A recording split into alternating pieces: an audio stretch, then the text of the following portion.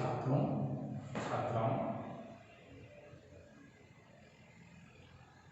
आज कक्षा 10 के गणित विषय के अंतर्गत सर्वसमीकाएं त्रिकोणमिति के अंतर्गत ट्रिगोनोमेट्री के अंतर्गत सर्वसमीकाएं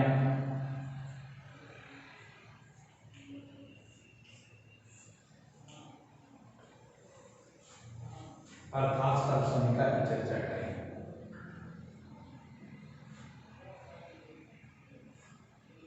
सर्वसमीकाएं हम कहते किसी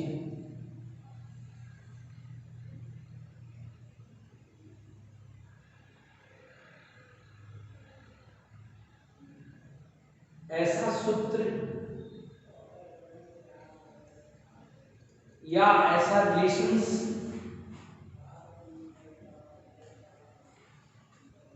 जो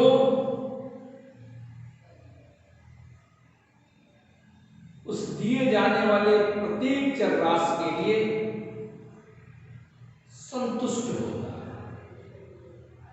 उसे हम सर्वसमीका कहते हैं। सूत्र भी इसी रूप का होता है, जैसे a प्लस बी का होल स्क्वायर आपने पढ़ लिया, a square plus 2ab plus B square, तो वह सर्वसमीका ही है। एक की जगह पर बी की जगह कोई मान रखे वो संतुष्ट हो जाए।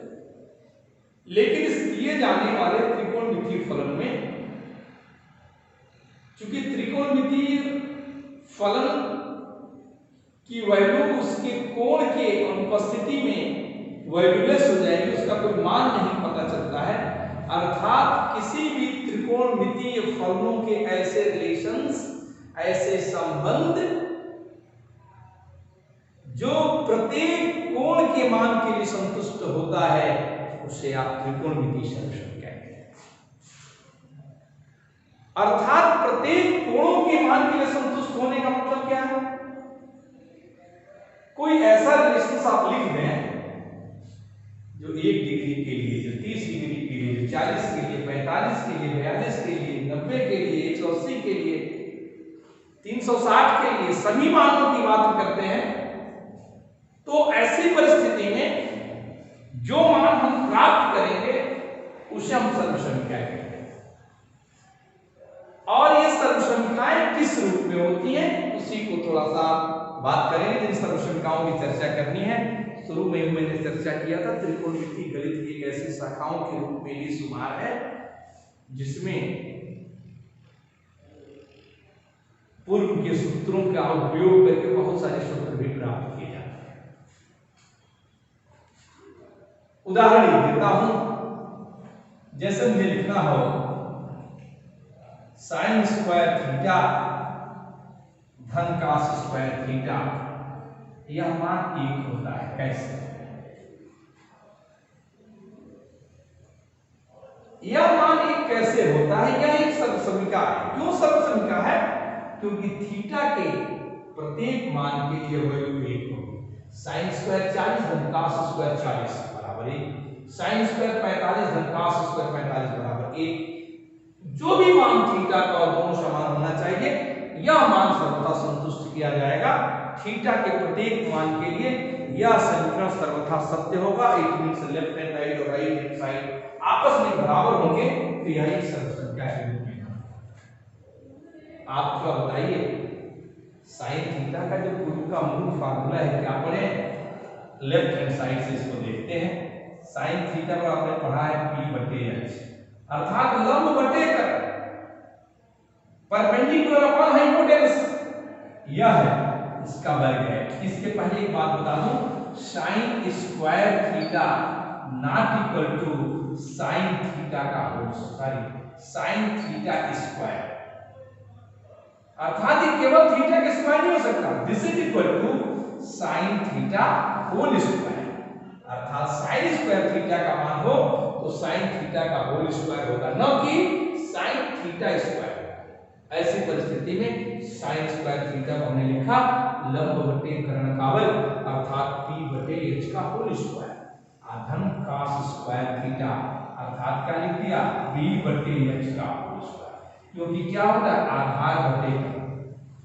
आप इसको बड़े करके देखिए थोड़ा सा क्या आ जाएगा p स्क्वायर बटे h स्क्वायर धन b स्क्वायर बटे h स्क्वायर और p स्क्वायर बटे h स्क्वायर धन b स्क्वायर दोनों का हर समान है अर्थात ये हो जाएगा h स्क्वायर p स्क्वायर धन b स्क्वायर। और पाइथागोरस प्रमेय से आप जानते हैं कि पाइथागोरस प्रमेय के हिसाब से कर्ण का वर्ग शेष दो भुजाओं अर्थात p के बल और b के बल के बराबर होगा अर्थात इसको हम h स्क्वायर लिख सकते हैं तो h स्क्वायर बटे h स्क्वायर अर्थात ये मान किसके बराबर है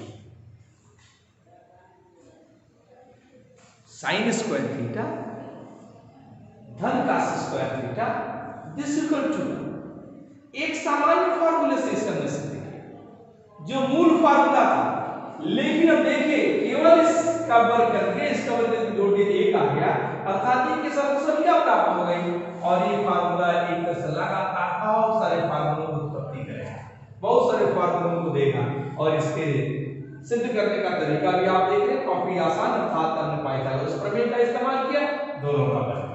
अब देखिए यहीं से आप ये मान देखते हैं फार्मूले क्या आ रहे हैं, यहां से देखिए कितने फार्मूले प्राप्त होते हैं साइन स्क्वायर थीटा धन cos स्क्वायर थीटा बराबर 1 है। साइन स्क्वायर थीटा धन cos स्क्वायर थीटा बराबर 1 है या आप लिख सकते हैं साइन स्क्वायर थीटा बराबर 1 माइनस cos स्क्वायर। यह भी एक फार्मूला है, हम जहां साइन स्क्वायर थीटा हो वहां 1 माइनस cos स्क्वायर थीटा के रूप में हम इसे इस्तेमाल कर सकते हैं, लिख सकते हैं या साइन थीटा बराबर करणी में 1 माइनस cos स्क्वायर थीटा और वही से आ जाएगा cos स्क्वायर थीटा बराबर 1 माइनस साइन स्क्वायर थीटा या cos थीटा बराबर करणी में 1 minus sign square theta.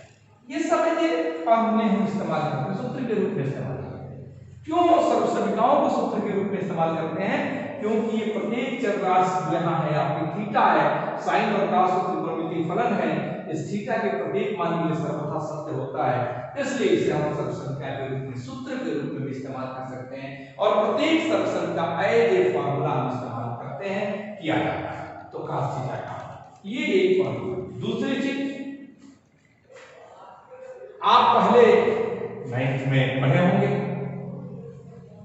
Sine theta बटे cos थीटा। साइन थीटा का मान क्या होता है p बटे h, cos थीटा का मान क्या होता है b बटे h, s h का कट गया p बटे b, यह मान क्या होगा tan थीटा। ऐसे ही cos थीटा बटे sin थीटा बराबर क्या होता है cot थीटा। ये आप पूर्व में पढ़ चुके हैं लेकिन उसी से जोड़ने का काम कर रहे हैं। जैसा कि आप जानते हैं सेक रिवर्स होता है cos का, कोसेक रिवर्स होता है किसका साइन का, वहां से भी आप पढ़े होंगे sine theta equal to 1 upon cosec. देखिए रख के 1 अपॉन h अपॉन p ऊपर चला गया p अपॉन h अर्थात साइन थीटा। ऐसे ही सेक थीटा बराबर 1 अपॉन cos थीटा या cos थीटा बराबर 1 upon sec theta, cosec theta बराबर 1 अपॉन sin थीटा।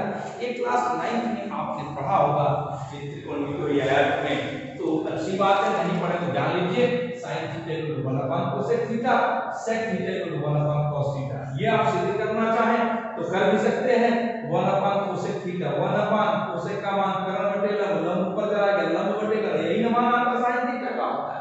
ठीक है, ऐसे ही हम ज्ञात कर सकते हैं और इससे सर्वसंख्याओं के रूप में जो हमने मान ज्ञात किया है यहाँ से कुछ अन्य मानों को भी ज्ञात किया जा सकता है, यहाँ से कुछ अन्य वैल्यू को भी ज्ञात किया जा सकता है, उसको हम चर्चा करेंगे अगले दिन। आज बस इतना ही, एक सर्वसंख्या के रूप में इस मान को जाने आज का छोटा क्लास, और आगे हम चर्चा इसलिए करेंगे आज कुछ छोटा क्लास इसलिए कर रहा हूँ, प्रयास करूंगा कि पूर्व के जितने आपके प्रश्नावली से जुड़े हुए टॉपिक्स हैं उसके कुछ प्रश्न लिख के आपको उसके साथ दिया जाए। आपसे धन्यवाद।